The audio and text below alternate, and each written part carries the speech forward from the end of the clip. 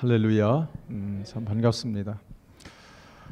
이 시간에는 제가 무슨 말씀을 전할까 생각하다가 요한일서 5장 18절의 말씀을 선정을 했는데 다시 한번 읽어볼까요?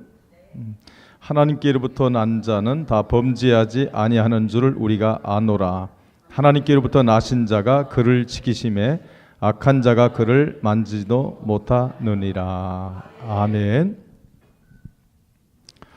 요한복음 5장 39절에 보면 이런 말씀이 있어요. 우리가 성경을 연구하는 목적을 이야기하는데, 성경 속에서 영생이 있는 줄 생각하고 성경을 연구하는데, 이 성경은 나에 대하여 증언하심이라, 이렇게 말씀해 주고 있어요. 그러니까 우리가 성경 전체의 포커스가 어디에 맞춰져 있느냐면 예수 그리스도에게 맞춰져 있다는 사실이에요.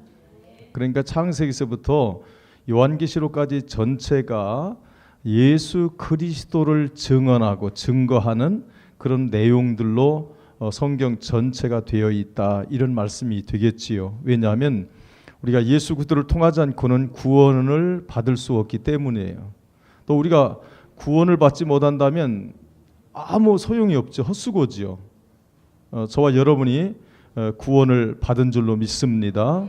가장 중요한 게 구원이에요. 그 성도들 보면 과연 내가 구원을 받을 수 있는가, 여기에 대해서 성도님들의 관심이 가장 커요.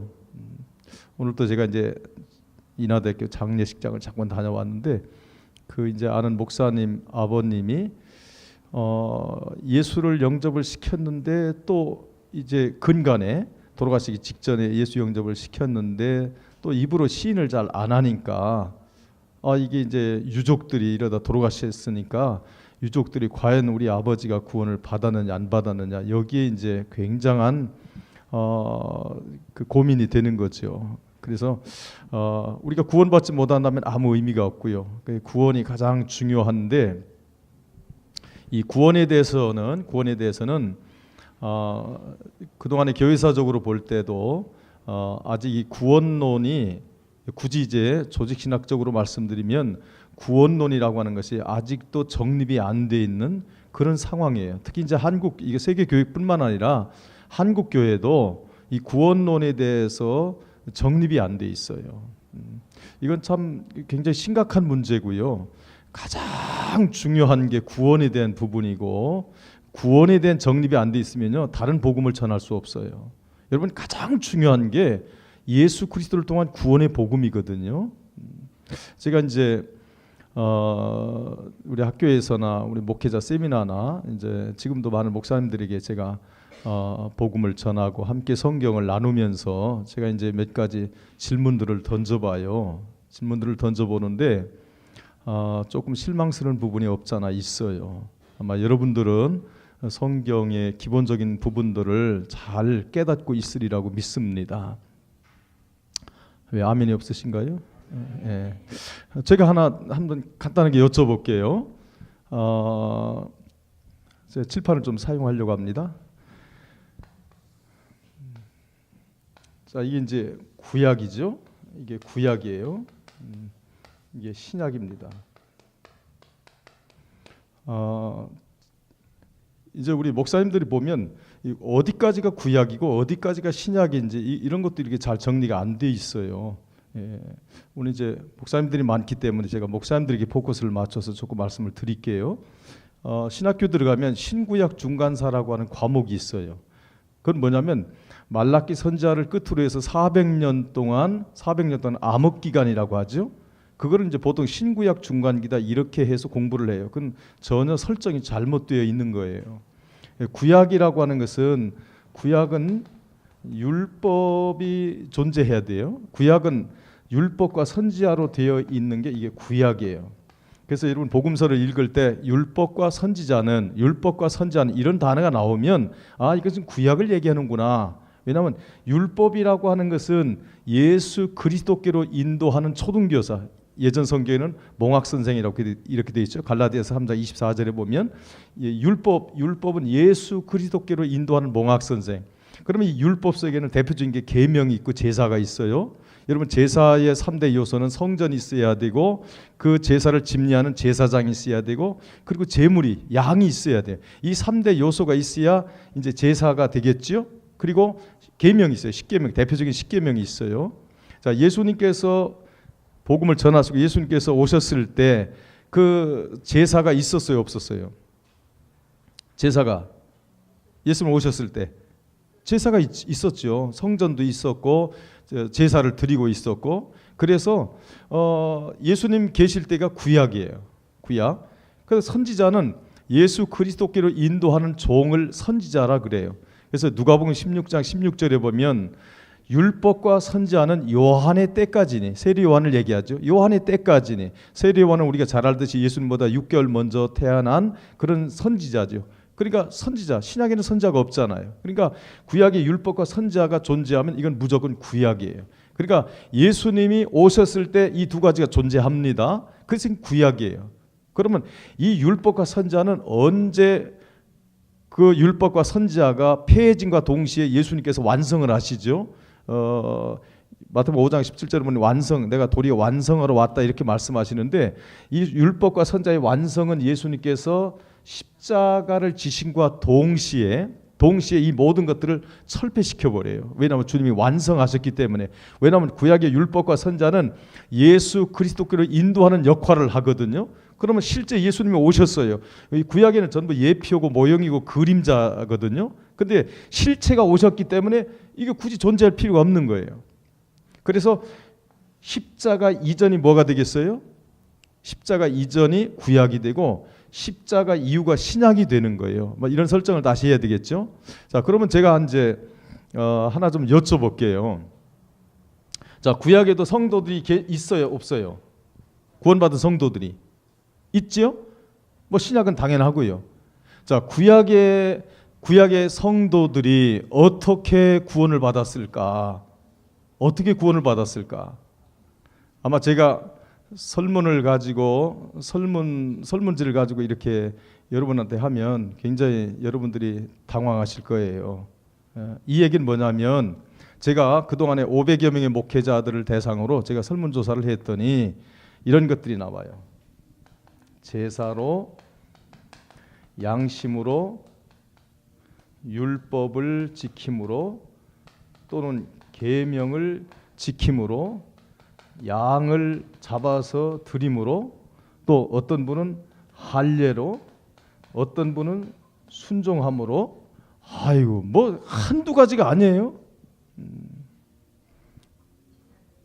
예? 믿음으로? 뭐를 믿음으로요? 제사를 믿음으로? 예? 제사로? 아주 제사 있잖아요. 이거는 제가 500여 명의 목회자들에게 설문조사를 똑같이 합니다. 똑같은 답변이에요. 100%가 똑같습니다. 여러분 이 얘기는 굉장히 심각한 얘기예요. 신학 공부를 다시 해야 돼요. 죄송하지만 자 만약에 여러분 제가 예수 그리스도 외에 구원의 길이 있다라고 말한다면 제가 뭐가 되겠어요? 이단도 어떤 이단? 대이단이 되겠지요? 예, 마귀가 되죠. 근데 여러분 제가 무시한다고 생각하지 말고요. 여러분도 이렇게 쓸 겁니다. 틀림없이 이렇게 써요. 왜? 이거는 뭐 신학교 학장, 총회장 지낸 분들도 다 똑같이 이렇게 썼으니까. 그러면 저는요 이 조사를 하고 굉장히 놀란 게 뭐냐면, 야 구원의 길이 이렇게 많구나. 이게 다 구원의 길 아니야? 이렇게도 구원받고, 이렇게도 구원받고, 이렇게도 구원받고, 이게 다 구원의 길이 다르잖아요. 그러면 신약 시대는 이해가 쉽죠. 신약 시대 어떻게 구원받아요? 예? 예수를 편하게, 자 예수를 믿음으로 구원을 받지요. 그러면 구약 시대 때는 아 선택도 있네요. 지금 선택도 나오네요. 하나님 선택으로 물론 선택된 자 구원받지요. 만약에 하나님을 믿음으로 구원을 받았어요. 그럼 예수님하고 상관이 있어요, 없어요? 예수님하고 아니죠. 그 큰일 나는 거예요. 예. 그러면 양태론적이에요. 양태론적이라는 것은 뭐냐면 예를 들어서 제가 혼자인데 제가 하는 그 사역에 따라서 이름이 붙여지겠죠. 교회 가면 목사님이 되고 집에서 아내에게는 남편이 되고 아이들에게는 아빠가 되고 이게 양태론이에요. 이건 전형적인 이단 사상이에요.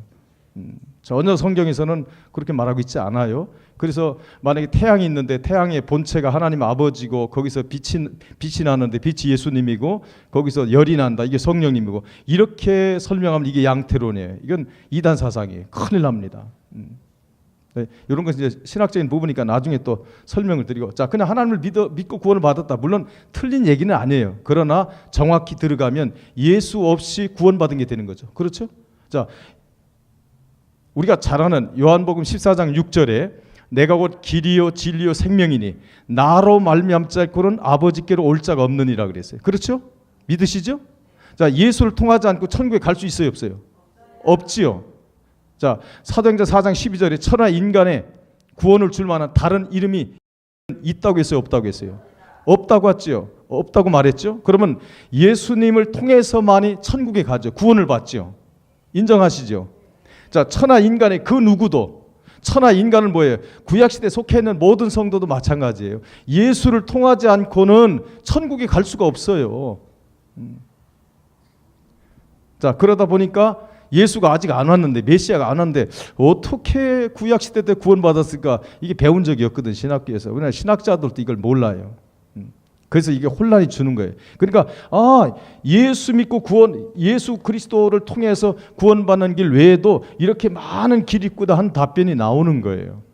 나중에 기회 되면 이런 녹화를 떠나서 한번 여러분에게 제가 체계 있게 한번 정리해 드릴 수 있는 기회를 갖도록 할게요. 오늘은 시간이 짧아서 이걸 다 정리해 줄 수가 없어요. 결론적으로 말하면 구약시대 모든 성도들도 예수 그리스도를 통해서 구원을 받아요.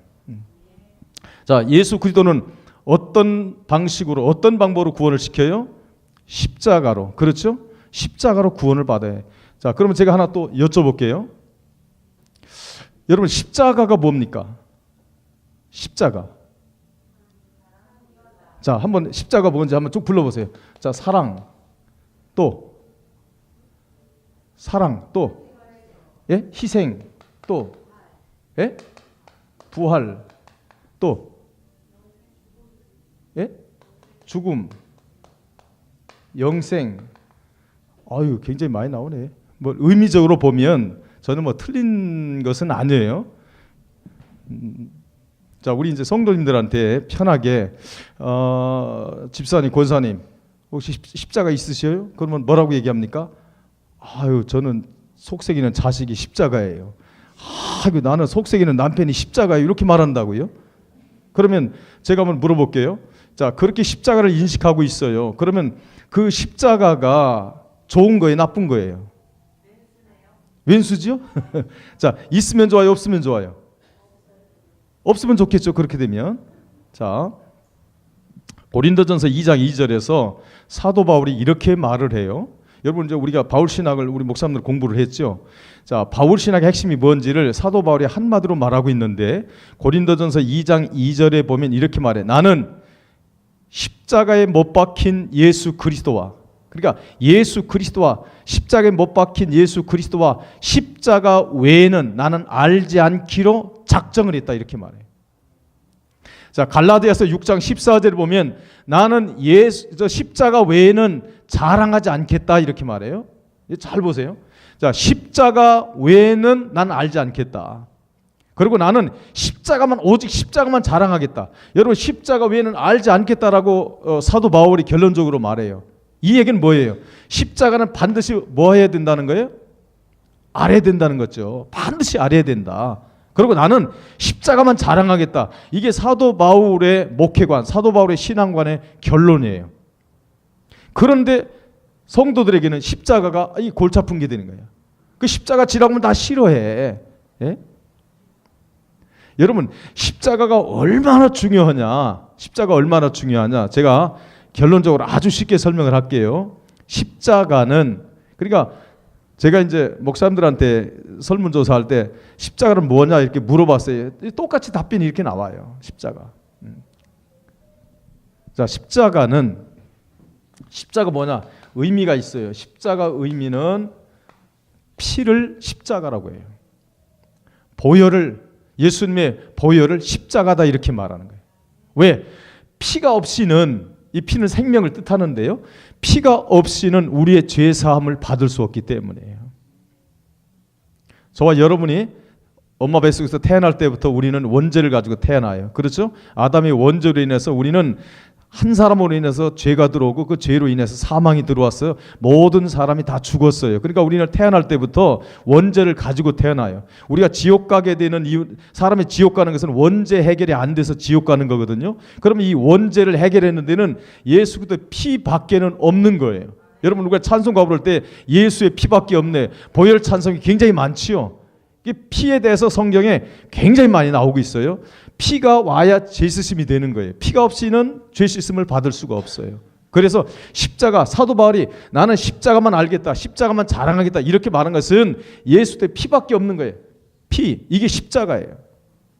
그럼 저와 여러분 속에 십자가 있어요, 없어요? 예? 십자가 있어요. 십자가 없으면 큰일 나는 거예요. 오늘 제가 여기서 십자가 자랑하려고 온 거예요. 사도 바울처럼 피를 자랑하려고 온 거예요. 물론 이제 십자가 역할이 심판과 구원의 역할 두 기능이 있는데요. 제가 이제 간단하게 제가 말씀드리려고 하는 것은 구약시대 성도들은 예수 그리스도의 십자가로 예약된 믿음, 그리고 십자가의 피로 예약해서 그 영을 살려요. 구약시대 때는 성령이 내주하지 않으셔요. 외주하십니다. 성령이 내주하지 않고 신약시대는 성령이 내주하셔서 그 이미 십자가를 이루신 피를 가지고 성령이 들어오시는 것이고, 구약시대 때는 이 피로 예약을 해서 살리는 거예요. 예약적 믿음. 구약시대 아브라함부터 시작해서 모든 믿음은 예약적 믿음이고 예약적 구원이에요. 그래서 영생이 확정되는 것은 언제 확정되나? 예수님께서 십자가를 지실 때 구약시대 성도들이 한꺼번에 영생이 확정돼요. 그 이전에는 생명이다 이렇게 말해요. 여러분, 생명이라고 하는 것은 살아있다는 자체죠. 뭐 제가 간단히 좀 설명하면, 이것은 에덴 동산에서 아담이 선악과 따먹기 이전에 그 영이 죽었어요, 안 죽었어요? 영혼이 안 죽었죠. 그걸 생명이다 이렇게 말해요. 여러분, 이 생명은 동물도 가지고 있어요. 이 생명은 유한이에요. 여러분, 이 생명은 근데 아담이 죄가 없는데 선악과를 따먹어야 안 따먹어요? 따먹고 죽지요. 이 생명이 죽더라고요. 이 생명을 잃어버려요. 그러니까 이건 유한적이에요. 그래서 이 생명이 영원해지려면 반드시 여기에 예수 그리스도의 십자가의 피가 플러스 되어야, 이것을 뭐라고 말하냐면 이걸 영생이다 이렇게 말해요. 여러분, 영생이라는 말이 무슨 뜻이에요? 이 속에 죽음이 있어요, 없어요? 존재하지 않아요. 여러분, 예수 믿고 구원받으면 뭘 받아요? 영생을 받아요. 영생이란 자체가 뭐냐면 죽음이 없는 거예요. 만약에 죽음이 있으면 이거 영생이 아니에요. 영생이 아니라니까요. 근데 이 영생은 반드시 십자가의 피가 임해져야 영생을 얻어요. 자, 영생을 얻는데, 자, 신약시대 구원 방식을 제가 간단히 한번 설명하고 이제 결론을 지으려고 하는데요. 사실 시간이 너무 짧아서 이거 한 두 타임을 해서 나누어서 이렇게 뭐 편집해서 해도 상관은 없을 것 같은데, 자, 신약시대 구원 방식을 설명을 제가 간단히 해볼 거예요. 인간은 두 가지로 구성이 되어 있어요. 하나는, 요건 제가 편의상 이렇게 그릴게요. 요거는 영입니다. 자, 영, 다른 말로 뭐예요? 영혼이죠. 제가 이제 단순하게 심플하게 영이라고 말하는데, 이거 영혼이에요. 이거는 몸뚱아리죠. 이 바디 몸뚱아리예요. 자, 내 영이 여러분, 이게 영과 몸을 구별하지 아니하면, 영과 몸을 구별하지 않으면 큰일 납니다. 구원 부분이 이해가 안 돼요. 한두 가지 모순이 생기는 게 아니에요. 자, 인간의 구성은 영과 몸으로 되어 있어요. 어떤 사람은 영과 혼과 몸에서 삼분설로 얘기하는, 물론 뭐 삼분설로 이해할 수도 있어요. 이것은 데살로니가전서 5장 23절에 영과 혼과 몸이라고 설명하는, 거기서 나오는 혼이라고 하는 것은 몸에 속한 혼을 얘기하는 것이고, 원래는 영혼과 몸으로 되어 있어요. 제가 시간이 정해지니까 굉장히 빨라집니다. 충청도 사람이라 내가 말이 느린데 지금 평상시 말보다 지금 2배를 빨리 하는 거예요. 나도 어색해. 내가 충청도 사람이라 나도 어색하다니까. 이렇게 빠르게 해본 적이 없어 지금. 처음이요. 내 생전에. 자, 영과 몸으로 되어 있어요. 영과 몸으로 되어 있는데 이걸 구별입니다. 구별하지 않으면 이게 해결이 안 돼요. 구원 부분에 대해서. 자, 원죄는 자, 영혼이 죽어서 태어나는 거예요. 기능이 없어요. 여러분 성경에서 죽었다는 말은 하나님과의 교제가 끊어짐을 얘기하는 거예요. 소멸을 얘기하는 게 아니라 하나님과의 끊어짐을 얘기합니다. 그러면 영이 죽어서 하나님과 끊어졌어요. 원수가 되었다. 성경은 이렇게 표현되고 있어요. 그러면 이 영이 죽었어요. 이렇게. 그러면 여기에 누가 왕노릇하고 있죠? 마귀가 왕노릇하고 있죠. 또 죄가 왕노릇하고 있고 또 사망이 왕노릇하고 있어요. 근데 이것을 해결받지 않으면, 이 원죄를 해결받지 않으면 구원이 안 되잖아요. 구원이라는 것은 이 원죄를 해결해서 구원이 되는 거거든요. 근데 이 원죄는 뭐로만 씻어질까요? 그렇습니다. 십자가의 피로서만이 이 죄를 씻어요. 여러분, 모든 죄는 씻는 재료가 한 가지밖에 없어요. 예수 그리스도의 피밖에 없어요. 반드시 피가 임해야 되는데, 자, 하나님 아버지는 구원의 근거를 구원을 섭리하시죠.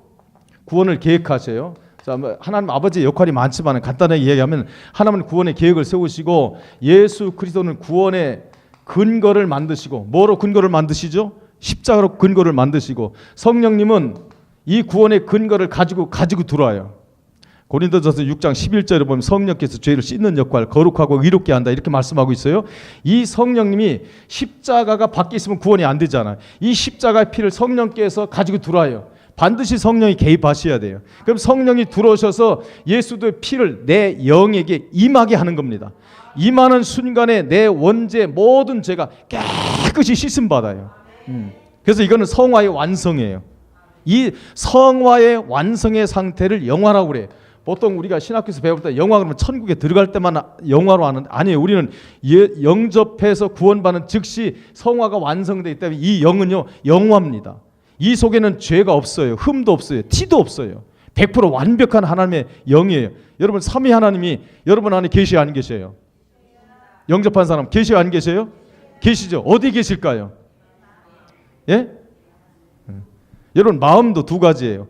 뇌에서 나오는 육의 마음이 있고, 로마서 8장에 보면 뇌에서 나오는 육신의 마음이 있고 영에서 나오는 영의 생각이 있고 영의 마음이 있어요. 그냥 마음이라고 하면 이게 어떤 마음인지 구별이 안 되는 거예요. 그냥 단순하게 마음, 물론 성경에는 히브리서에 보면 마음이라는 너희 마음의 뿌림을 받아 이런 내용도 있어요. 그거는 영혼을 가리키는 거예요. 그래서 성경에서 너희 몸이 이렇게 말할 때 그 너희가 영혼을 얘기하는 것인지, 아니면 몸뚱아리 이 바디를 얘기하는 것인지, 아니면 몸과 영을 통합해서 얘기하는 건지, 이거 구별을 해야 성경이 해석되거든요.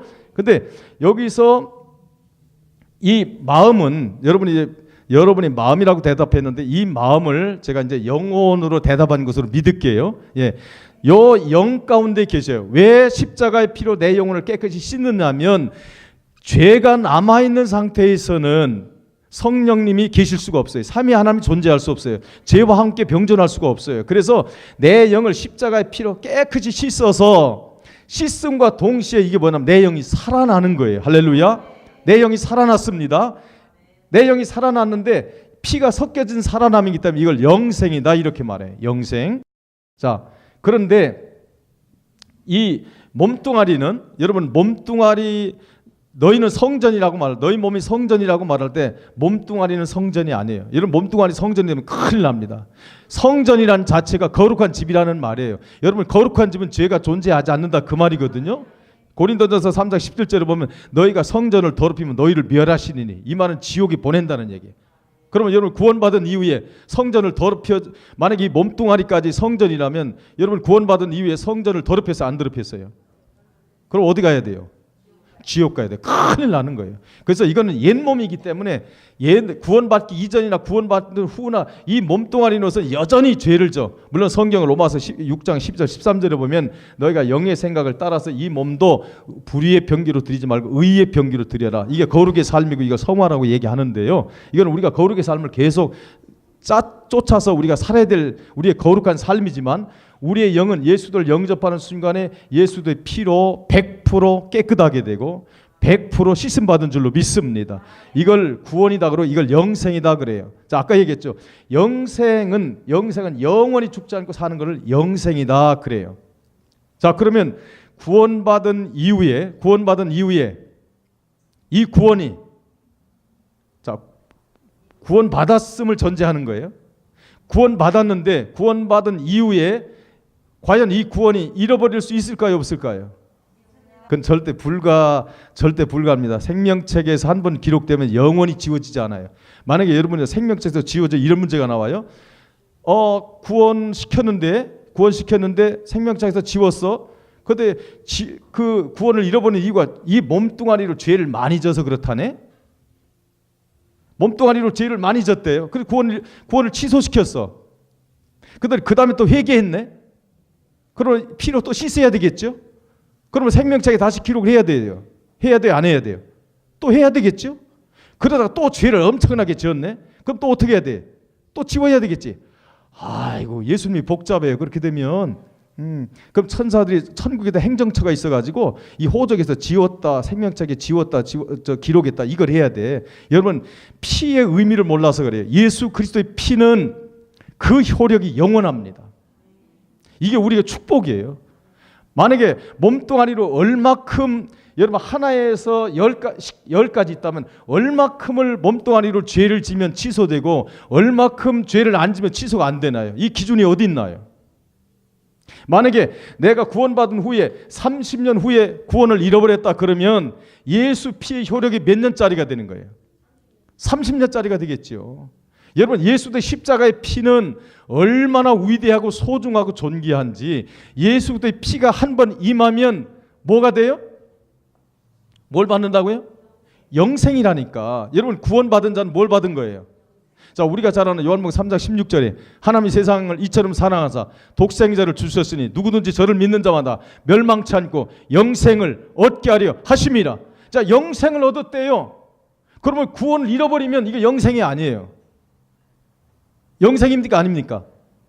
영생이 아니요. 구원을 잃어버리면 영생이 아니라니까. 영생이란 자체가 영원히 사는 것을 영생이라고 그래. 우리 목사님들이 영생의 단어의 뜻을 이해를 잘 해야 돼. 영생은 죽음을 보지 않고 죽음이 존재하지 않는 것을 영생이다, 이렇게 말을 해요. 그러면 예수 믿고 예수 피가 임해서 죄 씻음 받아가지고 영생을 얻었죠? 그러면 그 후에 구원 잃어버려, 안 잃어버려요? 안 잃어버리는 거예요. 잃어버리면 영생이 아니요. 그거는 그냥 생명이지. 언제든지 아까 얘기했죠. 잃어버릴 수 있는 생명이야. 영생이라는 것은 영원히 죽음을 보지 않고 영원히 사는 것을 뭐라고 했냐? 영생이다, 이렇게 말을 해요. 자, 만약에 구원받은 이후에 몸뚱아리로 죄를 지면 심판은 지옥 보내는 걸 심판이라고 그래요.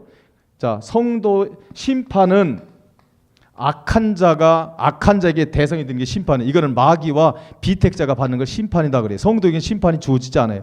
성도가 몸뚱아리로 죄를 지면 뭘 받느냐? 징계를 받아요. 이 징계는 하나님의 자녀들에게만 징계를 줘요. 그래서 징계가 없으면 이건 사생자라는 거예요. 하나님의 아들이 아니라는 거예요. 성도가 아니라는 거예요. 그래서 성도가 몸뚱아리로 자꾸 죄를 짓잖아요. 그러면 징계를 줘. 징계 목적은 깨닫게 하는 데 목적이 있고 회개하고 돌이키는 데 목적이 있는 거예요. 그래서 만약에 징계를 하는데도 계속 몸뚱아리로 죄를 막 엄청나게 지고 산다. 그러면 마지막 징계 수단이 뭐냐면 생명을 걷어가 버려요. 디모데전서 1장 20절에 후면에 알렉산더처럼, 예? 이방인에게도 없는 죄를 짓잖아요. 그러면 하나님이 그 생명을 사단에게, 사도 바울이 기도로 사단에게 던지죠. 사단에게 던지니까 어떻게 돼요? 엄청 고통당하다 죽어요. 그거는 사단에게 던졌다는 것은 육체를 던진 거지 영혼을 던질 수가 없어요. 여러분, 제가 이게 간단하게 드리는 말씀이잖아요. 얼마나 중요하냐면 한국교회가 이 부분에 대해서 너무너무 혼란스럽고요. 한번 예수 피로 구원받은 사람도 구원을 잃어버릴 수 있다라고 믿는 목사님들 70%가 넘어요. 그러면 그게 성도들은 다 그렇게 배우는 거예요. 그건 늘 불안한 거지. 언제 잊어버릴지 모르는 거야. 여러분, 제가 오늘 충격적인 얘기를 어떤 목사님한테 들었는데 힌돌산 기도원에 거기서 누가 그러는데 신도산 기도원이야. 딴 데네. 딴 데서 어느 교회 목사님이 그러는데 치매 걸리면 안 된다고 그러더래. 왜? 치매 걸리면 예수 부인하기 때문에 구원 잃어버린다고 그렇게 가르치더라는 거야. 예? 그래서 그 얘기 듣고 자기 아버지가 엄청 고민을 했대. 그래서 설득을 잘 했대. 설명을 하고. 여러분, 치매하고 상관이 없어요. 치매는 질병이에요. 질병 얼마든지 걸릴 수 있어요. 뇌 이상이 오면 엉뚱한 소리 할 수 있어요. 자, 그래서 제가 요한일서 5장 18절을 정한 것은 한번 보시죠. 요한일서 5장 18절. 자, 하나님께로부터 난 자는, 자, 하나님께로부터 난 자는, 이거 누구를 얘기하는 거예요? 성도지요. 저와 여러분이죠. 하나님께로부터 난 자는, 이게 성도를 얘기해요. 다 범죄하지 아니하는 줄을 우리가 아나니. 다라는, 여기 다라는 말은 모든 그리스도인을 포함하는 거예요. 모든 성도는 뭐 하지 않아요? 뭐 하지 않는다고요? 예? 범죄하지 않는데요. 범죄하지 않아. 성도는 범죄하지 않는데요. 자, 그러면 이게 몸뚱아리를 얘기하는 거예요? 아니면 이 영을 얘기하는 걸까? 답이 나오죠. 영이 범죄하지 않는다는 거예요. 영은요, 예수 피로 한 번 확정이 되면 절대 범죄하지 않아. 범죄할 수가 없어. 왜? 피가 있고 삼위 하나님이 여기서 지키고 있기 때문에 이 영이 범죄하지 않아요. 자, 그 다음 9절 보죠. 하나님께로부터 나신 자가, 자, 하나님께로부터 나신 자가 누구를 얘기할까요? 이거 잘 이렇게 앞에서 하나님께로 난 자는, 이건 성도를 얘기하고, 그 뒤에서 하나님께로부터 나신 자, 나신 자는 높임말이죠. 이건 예수 그리스도예요. 자, 예수 그리스도께로부터 하나님께로부터 나신 자가, 즉 예수님께서 그를 지키심에, 그가 누굴까요? 성도죠. 성도를 지켜요. 어디를 지킨다는 거예요? 영을 지킨다는 거예요. 자, 영을 지키는데 악한 자가 그를 만지지도 못하느니라. 이 악한 자가 뭘까요? 마귀를 얘기하는 거예요. 마귀가 이 성도의 영을 만질 수가 없대. 여러분, 이게 만져야 여기에 다시 들어와서 이 영을 정복하고 이 여기를 들어와서 다시 사망의 왕노릇하게 해야 되는데, 여기를 예수님께서 지키시기 때문에, 이 안에 예수님이 계시기 때문에 악한 자가 와서 그 영을 만질 수가 없다는 거예요. 근데 어디까지 만지냐? 몸은 만집니다. 마귀가 몸속에는 들어와요. 우리 육체 속에 들어와요. 오늘 아침에 안 왔다 가셨나? 안 왔다 갔나? 마귀가? 아이고, 하루에도 몇 차례씩 왔다 가. 내 생각 속에도 왔다 가고요. 하루 속에서 내게 영의 생각과 육의 생각이 있는데, 육신의 생각은 마귀가 주는 생각들이에요. 하루에도 몇 차례씩 왔다 가는지 몰라. 어떤 사람은 30차례씩 왔다가 마귀가. 그래서 이 몸뚱아리 속에는 마귀가 들락날락 하는데 성도의 영은 만질 수 없다는 거예요. 여러분, 이거 몸뚱아리 전체로 이해하면 안 됩니다. 그리고 몸뚱아리 전체가 죄 안 짓는 게 아니에요. 구원받은 이후에도 저와 여러분이 죄 많이 져요. 날마다 회개하고 그러지요. 예. 그래서 이 말씀의 구절을, 이런 이와 유사한 구절들이 굉장히 많은데요. 제가 대표적인 구절 한 구절 제가 선정을 했는데, 이건 뭐냐면, 한 번 예수 피로 구원받은 영은 절대로 마귀가 와서 이 영을 만질 수가 없대. 아니, 만져야 끌고 지옥에 가든지 어디 할 거 아니에요. 그렇죠? 여러분, 죽으면 천국에 뭐가 가요? 영혼이 가지요. 몸뚱아리는 뭐 여기 있어요? 계속 영혼이 흙으로 가죠. 흙으로. 이게 이치잖아요. 이 썩는 몸은요, 유한하기 때문에 그냥 흙으로 가게 돼 있어요. 이게 이치예요. 영은요, 영이 하늘나라 갈 때는 영이 가지, 우리가 죽으면 영이 가지 육체가 가는 건 아니에요. 그래서 우리의 이걸 속사람이라고 말하는데, 사실 이 속사람이 내 주체죠. 속사람과 내 영혼과 육체가 분리되는 것을 이걸 죽음이다 이렇게 말을 해요. 그래서 저와 여러분 참 하나님의 은혜에 감사한 것은 십자가의 은혜로, 사실 우리가 노력한 게 아니에요. 하나님의 은혜예요. 하나님의 은혜로, 십자가의 은혜로 십자가의 피를 내 영 가운데 성령께서 가지고 오셔서 저와 여러분의 영을 깨끗이 씻어서 거듭나게 하시고 영생을 선물로 주셔서 내 영혼의 구원이, 내 영혼의 영생이 확정된 줄로 믿습니다. 그래서 찬송가도 복음성가 그런 그 있죠? 내 영혼이 확정되고 확정되었사오니, 이건 뭐냐면 내 영이, 영생이 확정됐다. 영원한 천국이 확정됐다. 하나님의 자녀가 확정됐다. 만약에 언제든지 잃어버릴 수 있다라고 생각하는 사람은 그 찬송 부르면 안 돼. 내 영혼이 확정된 게 아니라 불안해. 언제 뺏길지 몰라. 여러분 찬양하시는 분들 오늘 많은데요. 복음 찬양이든 찬송가에서 보면 보혈 찬송 많이 있죠. 굉장히 그 가사 쓴 분들 보면 굉장히 성정적으로 썼어요. 예수의 피는 영원합니다. 십자가의 효력은 영원해요. 할렐루야. 저와 여러분에게 영생이 확정된 줄로 믿습니다. 기도하겠습니다.